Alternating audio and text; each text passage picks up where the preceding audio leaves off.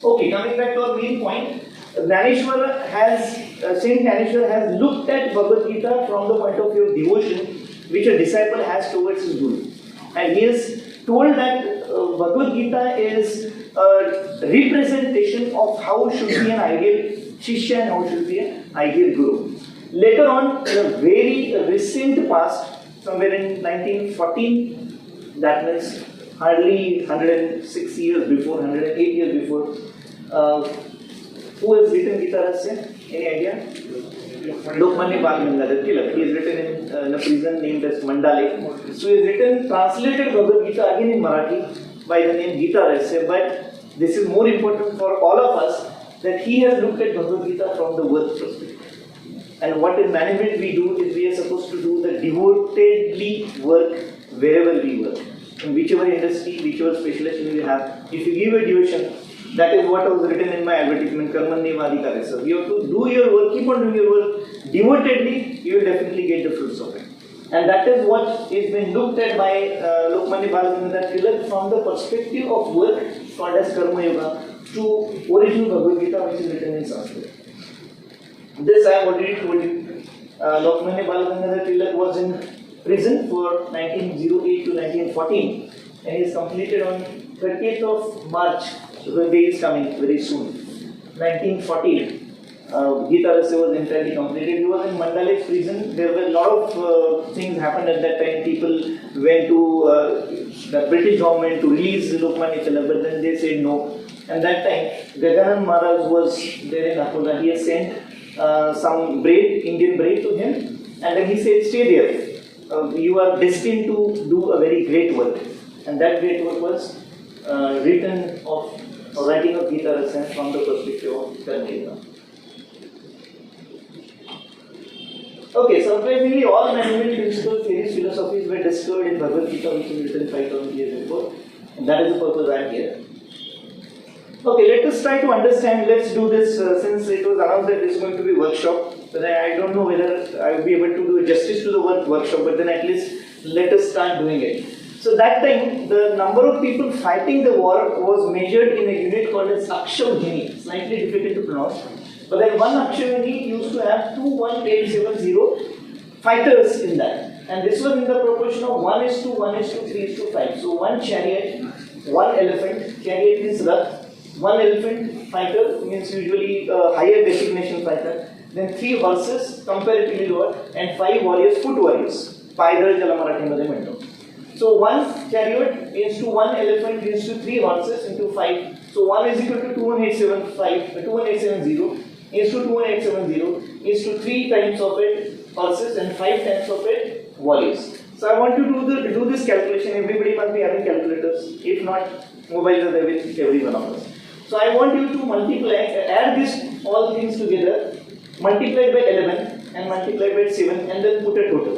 I'll give you 2 minutes time to give me the total of all the people fighting at a war front at that point. There were 11 Akshavini people, more number present with Kaurava side and 7 were on the Pandava side.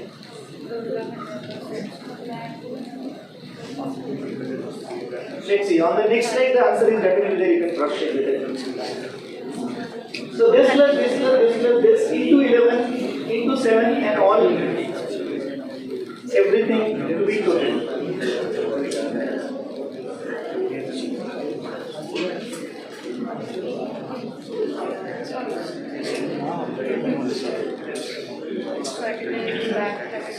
Cross check the answers. 39 lakh. 36,000.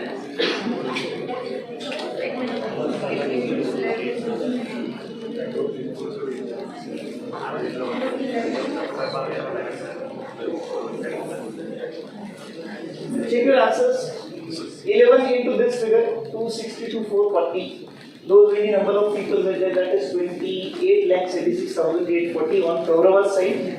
And on Pandava's side, there were only 7 Akshavini, of course. So if you cross check the numbers, there were around 10 lakh people less with Pandava. Still Pandava could win the war.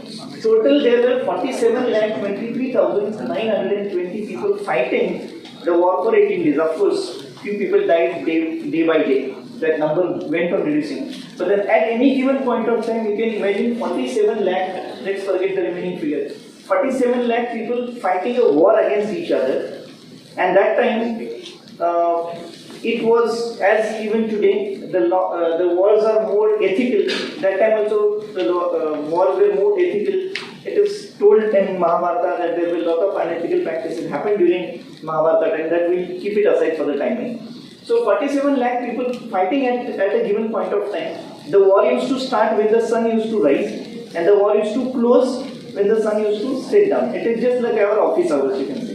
You go to the office at 9:30, at 6 o'clock, you can close your office and go home. And then during that time, 47 lakh people are simply doing and fighting with each other. What happens when the war stops and the next day war starts in between that time? You can imagine this itself is the biggest lesson for operations and supply chain management people, inventory management people. 47 lakh people, let's assume that on first day, if you divide it by say 15, 16, 18 days, so that comes to around 3 lakh people, let's assume that are dying every day. But still, those many remaining minus 3 lakh rupees 3 lakh people every day, they are staying there in that campus. You will have to make the arrangements of their staying. Last 3 days I was in a workshop for directors and principals in Manashakti Kendra in Lonavala. It was all havoc when there were only 300 people staying there, less than 300. Lot of mismanagement. Okay, but then you can just imagine 47 lakh people are staying there for the whole night. When they stay, are they not going to eat? So they were fighting for the whole day doing a very laborious work. So for their dinner arrangement, next day morning they used to do all what we do in the mornings. Right? So management of all that thing. So cooking itself for 47 lakh people, cooks are required, those number of cooks are required.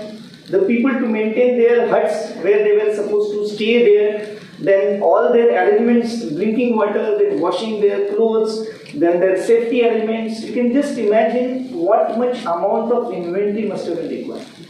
I happened to listen to one of the lectures where this Wari, which goes to Pandharpur, that itself is again a biggest lesson. I would definitely recommend that person to come to the institute and talk to you about management principles learned from Bali. That itself is again a big lesson. Around 5 to 10 lakh people are walking every day. Some lakhs of liters of tea is cooked there and served. Lakhs of liters of water is required every day. So how do you manage that? And it happens with a very smooth function.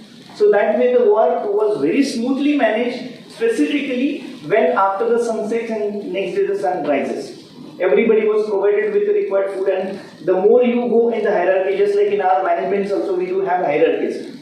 Senior manager, then general manager, assistant general manager, then CEO, etc. So as you go up, the kind of services provided to them, those are again increasing. For every one person, there might be 5 or 10 people around him, just like our ministers. So as you go up in the hierarchy, the number of people required are more. The amount of probably food they are eating, the kind of facilities they require, those are also going to be too much. So I think, if I mistake not, there would be around 1 crore people on day 1 who are supposed to be managed, which is a very big thing to do and a big lesson which we can learn from Bhagavad Gita before it starts. I am yet to start with management in Bhagavad Gita. So this itself is a big lesson. Starting with first chapter, which is called as Yoga of Arjuna's Dilemma or Misery. And that is where Bhagavad Gita started, as I told you that Arjuna got down from a chariot and he said that nothing doing. I am not going to fight my war, because he was very much tense and he was very much miserable. He was in a dilemma situation whether I should fight with my own cousin or not. So this is the synopsis of my first chapter from my book.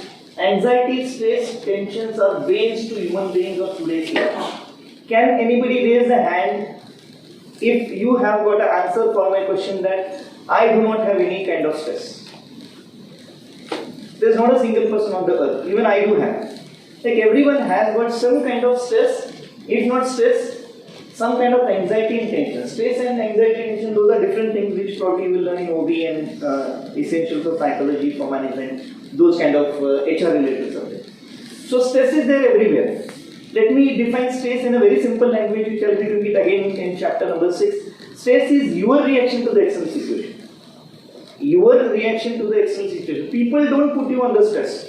People will put you in the situation. how do you react to that situation is something called as stress. And before you get the stress, being into the situation, you imagine what is going to be happening if I am in that situation. That is anxiety. Right? So anxiety, stress and tension is a very simple thing to reach here on time is a kind of tension, which is not probably anxiety. Doesn't matter even if you're late. So that may not be anxiety but a tension to reach on time. So these are means these are the things which are been like a negative things given to every human being in today's era. Stress results in physiological, psychological, mental, behavioral disorders.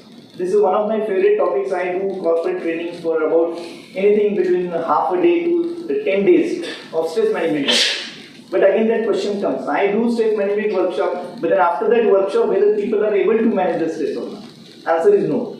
Because effectiveness of the training is measured. I get 4.9 out of 5 on all my deliveries as a feedback. But then the question comes after my workshop whether the managers are able to manage the stress. The answer is no, because stress cannot be managed by simply attending a session.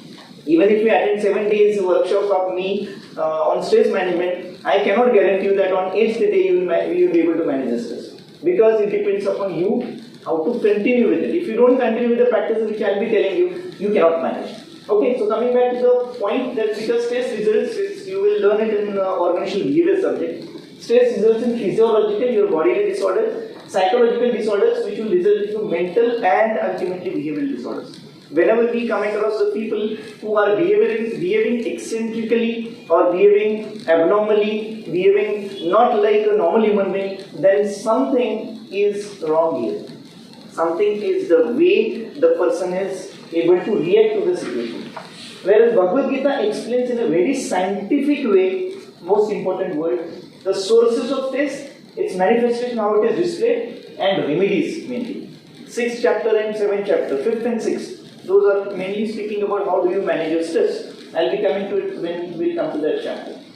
So it is said that basically by stabilizing body, mind and soul. So even if you don't believe on soul, body and mind we all believe. That is because those are all scientific things which are proven by our psychologists in this coming era, with somewhere in 19th century, 20th century. So body and mind, we are supposed to stabilize, which is again very difficult thing to do, because for stabilizing your body, you will have to do maybe early morning exercises, yoga, relaxation techniques, Reiki, whichever philosophy you like. And for stabilizing your mind, you need a lot of mind concentration exercises, meditation, etc., etc. So if you stabilize your body, it is said that sound mind in sound body. So if you stabilize your body, if you can keep yourself healthy, your mind will also be stabilized and vice versa. If you can control your mind, concentrate your mind, take control of whatever is happening in your mind, then your body is likely to be stabilized. So those are interdependent things. So at this moment, we'll only try to understand how can we think about balancing body and mind. So we will keep it aside because that will go more into spiritual. And right at the start, I have told you that this is not a spiritual lecture which is going to happen. Okay. And we can cope up with day-to-day stress and balance professional work and personal life. So ultimately the question comes, when I am teaching you management in Bhagavad Gita, and I have told you that this is not a spiritual lecture, but then it comes to balancing of personal life and professional work through preachings from Bhagavad Gita. So there would be unit number 5 and 6 which are speaking about meditation, SOPs of meditation, how do you do it in a standard formatting way, and then how you can balance your mind. So certain part will be going into balancing your mind. Still I repeat, I am not talking anything about balancing your soul. So we will be only talking which is practically possible and which could be implemented whenever you are at the working places to manage your professional work and personal life. Now at this moment, those who are from first year MBA and those who are from second year MBA, accordingly they will have to manage for next 3 semesters and 1 semester to come accordingly. Their studies and their personal life. So you do have personal life, right, which you were probably enjoying for last 2 years. And when you started coming offline, now you are all of a sudden tense because you are not used to this kind of a system. Specifically in first year, they have got second year. They have got all their first semester, second semester and half of the third semester when they were sitting at home. We were not knowing what they were doing behind the camera, because the moment you switch on a camera, there is some internet issue. So you have to balance your studies and studies and your personal life, at least till the time you don't get a job. I know that Adhyay Patel is very famous for the placement, so some of the third semester students must have got placed. Even the same thing happened with my institution. So they have to balance their professional work and personal life, and everyone has to do that. We, like I am a director of one institution, Dr. Meghna ma'am is here, who is director of this institution. So we are managing this entire show. And when we go home, she is a mother, I am a father, I am uncle to somebody, I am some another relation, different relations we share with the people around us. And above all, the best relation in the world is friend. So we have to be in touch with our friends, we have to keep probably more satisfied to our friends than relatives, because at the 11th hour, your friends will come for the help and relatives won't come. These may be your experiences, maybe my experiences. And at the end of the day, we have to balance that personal life which I was talking about now, and the moment you go home. Rather, during those last 2 years of lockdown, everybody was more stressed for a simple reason that everybody was employed for 24 hours. I remember we used to have meetings somewhere at 10 o'clock at night. University has conducted some meetings at 10 o'clock at night with Vice Chancellor there and Pro Vice Chancellor speaking. Because when you are online, you think that a work from home is a typical concept which is happening in IT industry. So you think work from home na घर में आराम से बैठ के करेंगे. No, you are 24-hour employed. You can ask the people who have got their head offices somewhere in USA. So they have to get up at 2 o'clock at morning and then they have to attend a meeting for 1.5 hours. So are you really balancing your professional work and personal life, which is really questionable thing. So the more you are at work at home, the more it is difficult. So it is better you go home, go to the workplace at 10:30, 10 o'clock office time, 6 o'clock go home, you shut down whatever has happened in the office. So that is what Bhagavad Gita says. So first chapter speaks about Arjuna's condition. He was in a dilemma situation and he was very much miserable. I'll speak of it later and what it is supposed to be done by Arjuna when he was under pressure to fight. These are the principles which are covered in first chapter. And if you look at this, now there is not a single word related to Bhagavad Gita written here. It's all management. Faith in one team members and their capabilities, utilization of available resources, motivation, power in politics, SWOT analysis and competitive analysis, stress and anxiety, act of despair. These are the principles which we have learned, which we could learn from first chapter.